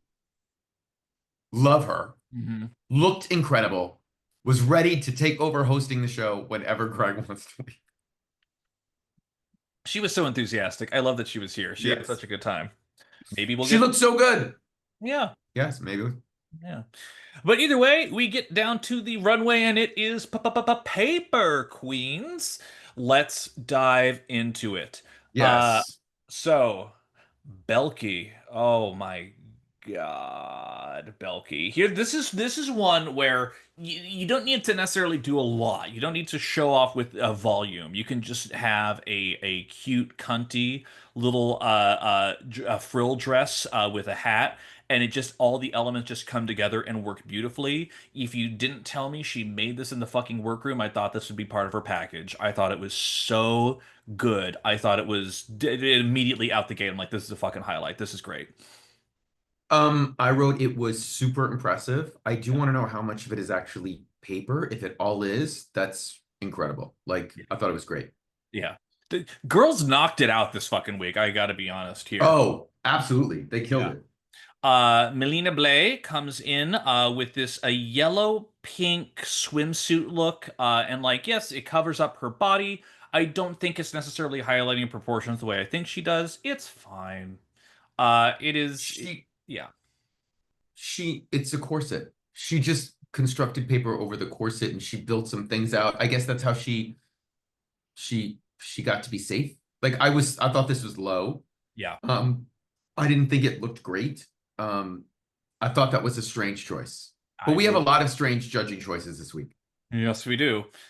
So then we have Ruby Knox, who comes out in kind of this blue princess gown, which is like, again, it's the kind of thing where when you see some of these queens that are just blue gluing shit onto corsets, and then you have someone who actually has to take time to be out in more of a proper gown. This was good. It sucks because her look last week was so definitively Yeah. over the top that like the good is good, but it's just I don't think it's necessarily enough to knock it out the park. I thought what was impressive about this, and by the way, it's funny because on the official WoW or on the official Drag Race Brazil Insta, they have a photo of her and you can see her panty, like her purple panty underneath it, Oh, I didn't even which, clock that. yeah. But in general, when you watch the video, what was so great is that from a distance, it didn't look like paper. It Right. did look like flowing fabric, and I think that's why she was safe. She could have even potentially been high, but there was some great highs this week. She was definitely high over one of the high queens this week. Yes, Um, she but was. we'll get to that. So then we have Chanel in a bridal I outfit Yeah. with shit stains. You know what? When we were at Precinct a while ago and we had uh one of the most legendary queens of all time, Jackie Beat, show up and she decided to sing her parody of the Monster Mash, except talking about taking a monster crap. Certain aesthetics aren't for everyone. I've learned that over Mm-mm. time, and let me tell you, Chanel, it's just it wasn't even a great look to begin with. Like I wouldn't necessarily even call it bad, but just the shit stain narrative of it all was just I hated it. I just fucking hated it for what this runway is I supposed to. I think she overthought it, Yeah. and instead of just making a wedding dress out of paper and using tissue paper as a pretty veil, she thought, "Oh no, this will look. People will think it's tissue paper," and she could have done stuff with it. Yeah. She was absolutely low. Her makeup was great. I love the wig Yeah. that she had brought, but she was bottom no matter what. Like out of all of these, this badly made dress out of paper was always going to be bottom. Yeah. And then you compare that with you have the same amount of time, maybe use it better. Fucking Adora Black. Where do you even Wow. start with this? What do you even say about something that you constructed in the fucking workroom and it's this elaborate, detailed, complex, multi-layered fashion piece of art with like if you want to get it really technical, the headpiece like flat thing was kind of leaning over a little bit on her wig, but like who the fuck are you going to do to judge that against literally every other immaculate symmetrical detail of this just shocking, stunning piece of fucking art on here. Like, Greg, I don't want to overstate it, and I know you will be the one to pull me back of overstating it. This might need to be in conversation of some of the best things ever constructed during a construction challenge in Drag Race. If I'm being real, like I just think Evan, it's fucking great. imagine being Mercedes and making that incredible outfit. Yeah. That incredible, we'll get to it in a second. Imagine being in the workroom, making all of that, thinking, I'm gonna win this episode. Like Uh-huh. I'm doing this out of paper. And then your competitor makes this, and you're safe, which we'll get to because she should have been high at least. Could've been high, But yes. yeah, it's absolutely stunning, beautiful, like incredible. Yeah, I literally just wrote, the only note I have is I am speechless because every detail of that fucking thing is in my mind. If you have not watched this episode, if you're not going to watch Drag Race Brazil, do yourself a fucking favor and look up this. We'll be posting some of our favorite looks Yeah, on we'll post. the Instagram account afterwards. This will be on here because how could it fucking not be? Jesus fucking Christ, it's so good. Then you compare that to Paula Hoffman, our fucking fashion, our fucking continental-ish diva, continental adjacent diva, and she is in a short color skirt with kind of jester diamond patterning between two colors on here. Even she knew it wasn't great. When she was announced as safe the very following, like as soon as they are sitting down in the workroom, even she's like, I was expecting to be low, which kind of tells you what you need to know. I actually disagree. I actually Okay. thought it The was greatest safe. look of all time. I She did should not have won think she over was a car low. black. No, no, no, no. I thought she was safe. I thought The color the pat it was the one of the most color fascinating color combinations. Yeah. I thought she was the only one to really try to do something out of the box color wise. I thought Mhm. it worked and lined up design wise. And it was actually harder to make than she's giving herself credit. I think she was in her own head saying that maybe, or maybe the producers wanted to give her a storyline. I think she overdid it. She didn't really need the like Holland European jewels. Like I think that maybe like distracted a bit from the look. But I don't, I'm looking at the photo of it and I do think the detail is it's quite there. It sort of reminds me a little bit of Bob's dress on the book For the challenge paper ball that she did for the back in the pay. day. Yeah, yeah, Yeah, yeah.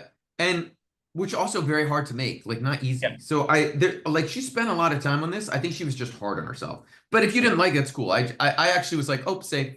Like Yeah, absolutely. And then we get to maybe perhaps one of the more controversial looks that we have is Melody Queen. She is going for this gold wrapped, almost Wakanda warrior look, is how she describes it. And it's the thing where there are elements that so almost work on here. Like it's hard for me to call this outright bad because there's such thought that went into the idea and the very specific character she's embodying. She has like a giant staff that is also a mace, and then it breaks out into two, but it's also cardboard, so it gets a little floppy. Like it's rough because it's you almost think it's there. Actually, when we were watching it, my husband was like, "I actually like this," and then I'm like, "Do you?" And then when you looked at the details, like it's not there. But like it's definitely a look in conflict, I would describe it. What was your thoughts on it? so it's hard to say without seeing it in person. Yes. But my initial thought was, so it's a corset. Hmm. Did she is that do you see them center part like where there's like the paper gold on top and then the paper gold on the bottom and there's a corset? Right. Is that corset paper? Did she put paper on it or is it literally just a corset? And that's what I can't tell. And if that's the case, she should have been bottom. Right. Um, but she put on a show, but Yeah. and she spent a lot of time making everything else. Hmm. But I guess if you want to, I I don't know. I was not impressed. I thought Yeah. I just wrote, okay, so it's a show. She sold it on the runway. Yep. But you know who else tried to sell it on the runway is Poseidon Drag, who had this Barbie pink corset hoop skirt that also, if we're talking about people using their time in the workroom, I'm sorry, this is pretty bad. I did not fuck with this very much, almost at all. I okay, so what I wrote like I thought the whole look was unwieldy, That is, I think, a and very good description for it. Yeah. I I didn't think that the skinny boa of fabric helped her at all. Like, just get rid of the boa. Like, she didn't Right, need it, right. Make it and it make it made the it look fucking emphasis is the actual paper as to elements, right? it made it look worse. Like, she probably would have looked better just coming out. I also feel bad because she did spend a lot of time making the rest of the dress.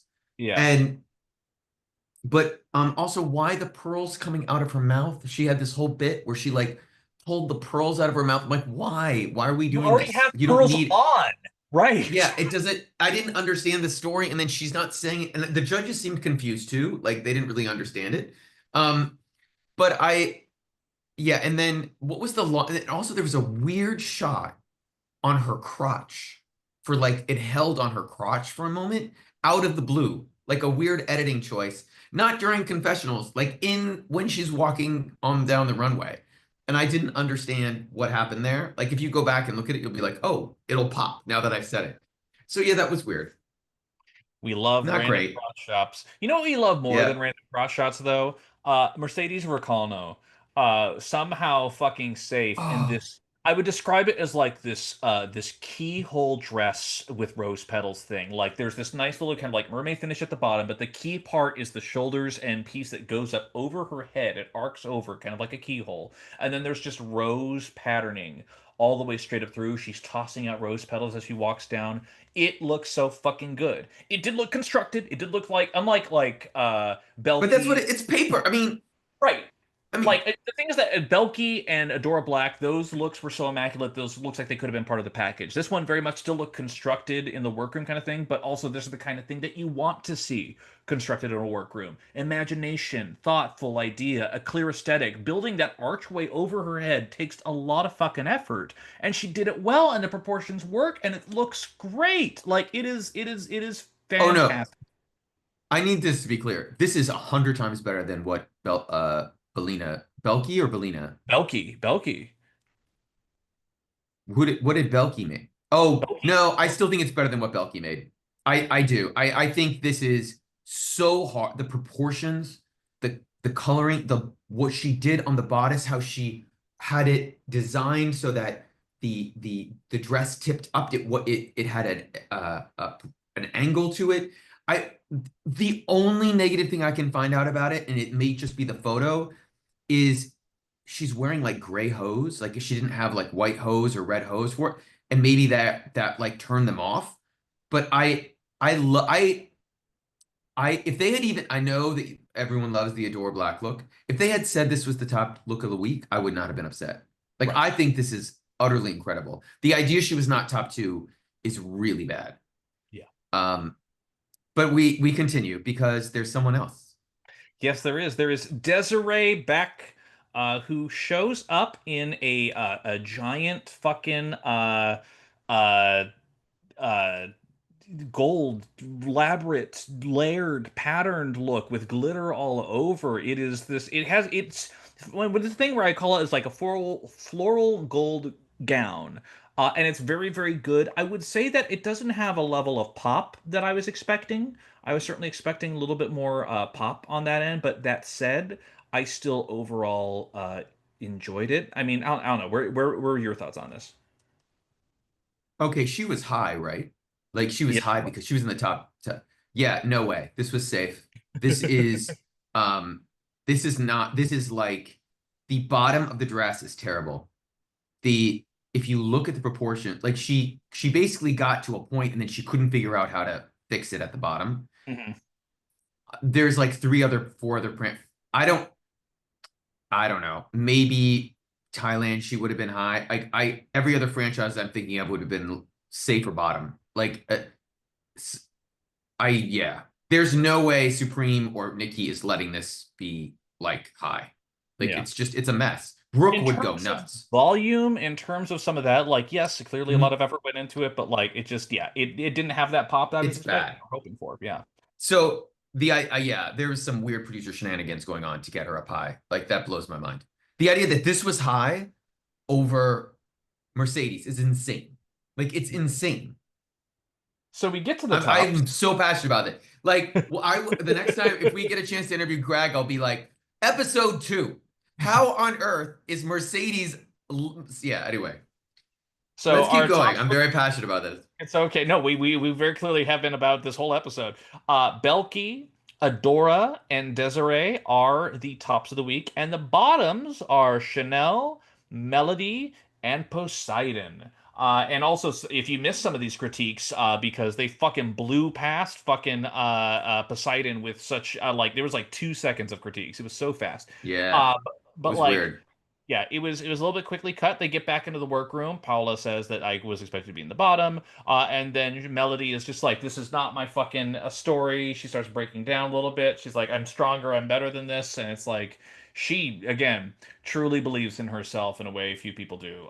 She is just incredible, fascinating individual on that end there. But she's ready to fight. God damn it, she will take on any comers. So, who won the week, Evan? So the week is, and I think it kind of goes without saying, Adora Black. Yeah. She bodied him. She bodied him. She deserves it. There was no question at all. And then ultimately, Melody is safe. So it leaves Chanel and Poseidon to now lip sync to the song "Ultra Song" by our beloved So Pablo wait, Vittar. Yeah. before we get there, Uh-huh. I heard a rumor that during the judges' deliberations, the panel wanted Melody to be in the bottom, and that the guest judge said, "No, no, no, you can't do that. You can't have the two trans girls go up against each other." I And if that's mean, the case, I mean, I I get it. I still would have had Melody in the bottom over mhm. Poseidon, but maybe it's a flip them. But anyway, I feel like there's the stories coming out on this season get increasingly wilder and wilder and wilder. You know And what I I will still think I it's a will say. great season. Right, that's the thing. It's still making for entertaining TV. Like I was overall very entertained by this episode, straight up. Like it's good challenges. Oh It's a no, very it's super diverse entertaining. personalities. Exactly, yeah. So I am Right. a fan. That said, the Pablo Vittar lip sync certainly does happen. I think it's a big old fucking meh of a lip sync. I don't think either of them are especially doing great, but it is pretty clear pretty early on that Poseidon's doing a little bit more. I'm not going to be sad if either of them go, and guess what? I'm not sad when they announce that Chanel is unfortunately the loser and will be going home as the first out Um, for Drag Race Brazil Season 2. Greg, what are your thoughts on your all-time favorite queen, Chanel, with the most original name of all time, Chanel? Uh, we talked about this on the first episode. We talked about this that this season has a lot of queens who are older than 28. She was one of the few that was younger. She's 22 when they shot it, I think. And I think she just a baby queen, and it sort of like showed. She had a really cool look last week that was cool from afar and maybe not so cool up close. And I hope I remember her as many of the Chanel queens. Yes, the long, The long long line. House of Chanel. Yeah.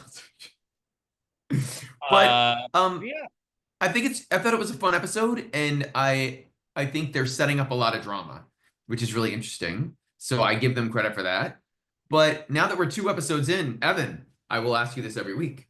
Who is winning Drag Race Brazil season At 2? this point, listen, I mean, I'm a little bit biased because she just won this week, but Adora Black clearly has the goods in certain categories. But I can almost guarantee, no matter how it's the top three or top four or whatever, Melody Queen is going to be there. Yeah. She is a main character. She has that energy. What about you? Who do you think?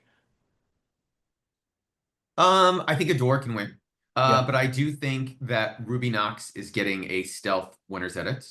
And she's not creating a lot of drama. She's being sort of the adult in the room so far.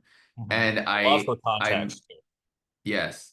And I'm really curious to see what happens next week because I feel like I don't know. It feels like they're trying to set something dramatic up, and I don't know if and when that will happen this week or the week after. But I feel like something dramatic's coming, and that's not tea. It's just based on watching the show. It feels like they're trying to build up to something shocking. So we'll see.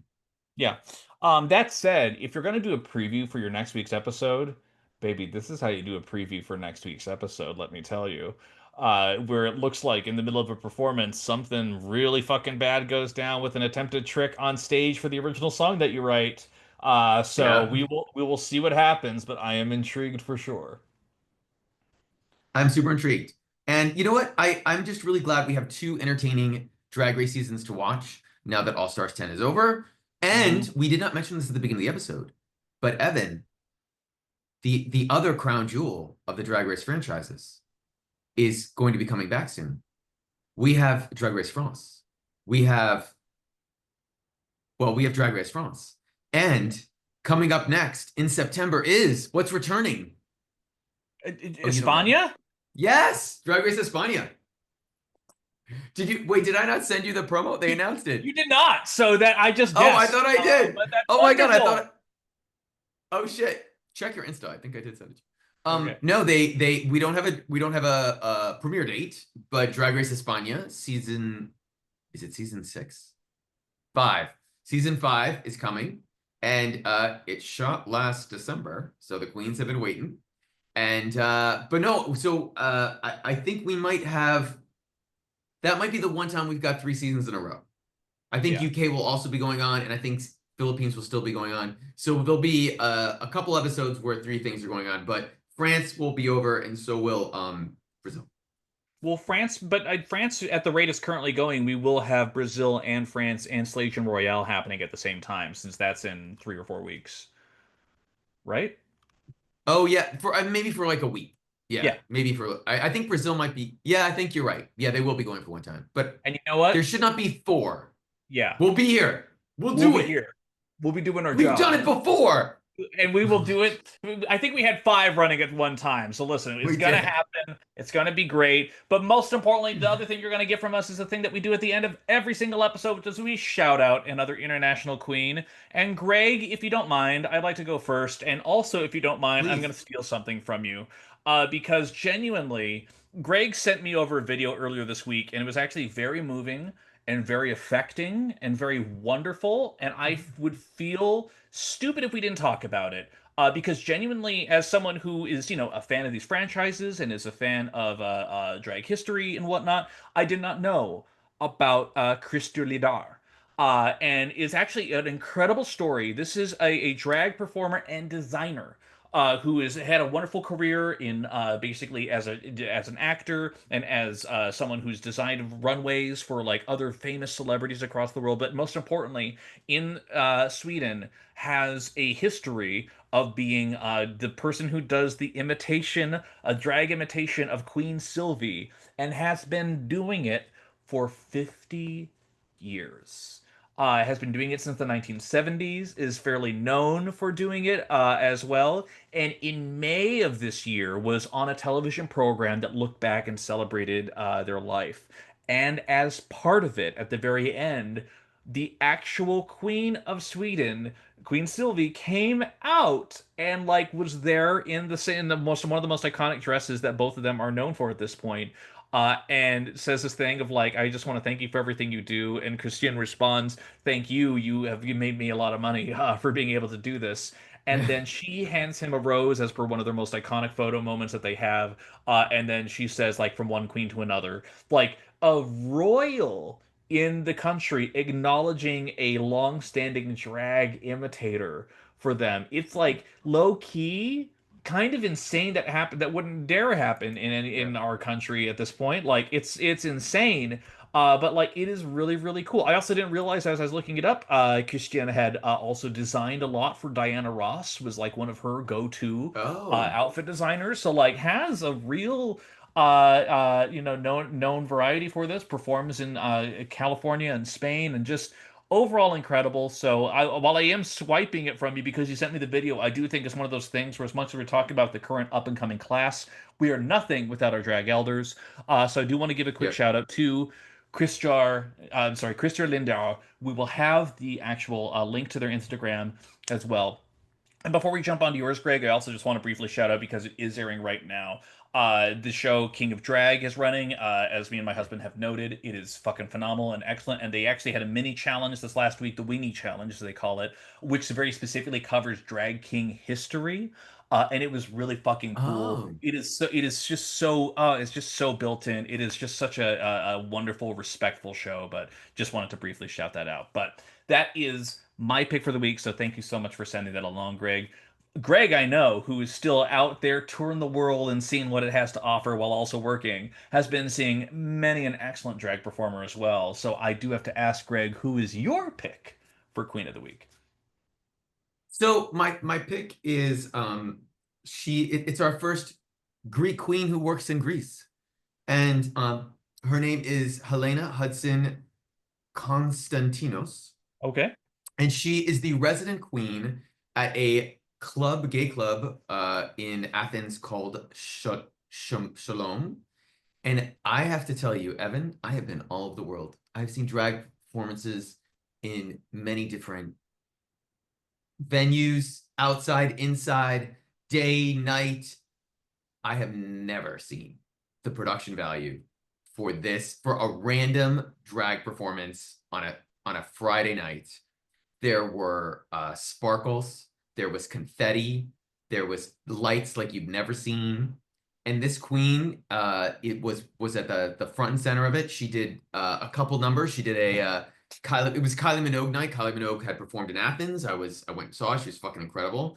They almost killed her because Kylie was performing in 80-degree weather with not very breathable fabric. But Could have been in anyway, paper. yeah, I know. She should have been in paper. But Helena came out and did a fantastic Kylie mix number. And we'll have her Insta in there. And if you're ever in Greece, if you're ever in Athens and on a Friday and Saturday night, you want to see some real Greek drag, she does use a microphone, even though when she's lip syncing, go see it. Like this venue and her, it was impressive. There is Greek drag in every country. There is a drag queen. I love it. That is fantastic. And Greg always gets the best fucking videos. And as always, find all of that and more on our Instagram account, Worldwide Tea Podcast as Yes. well. And additionally, if you have any thoughts or anything else, please feel free to reach out to us at worldwideteapodcast@gmail.com. We would love to hear from you. We are later on this week, if you're listening live as this happens, we will be dropping an emergency episode covering the Meet the Queens for Drag Race Philippines Slation Royale. But otherwise, Greg, as always, thank you for taking time out of your crazy evening to do this. I appreciate it every single time. Thank you for taking time out of your very busy Sunday or day off. Yeah. Thank you, Evan. And I think we need to end, as we always do, with the national anthem. So if you wouldn't mind putting your hand over your heart as I sing the sacred words. It's NPB, FAG, Nicole Honey. Oh, you know me, season 2 OG. Can't say shit to me. Thank you so much for listening, everybody. We will see you next week. Goodbye. Bye bye.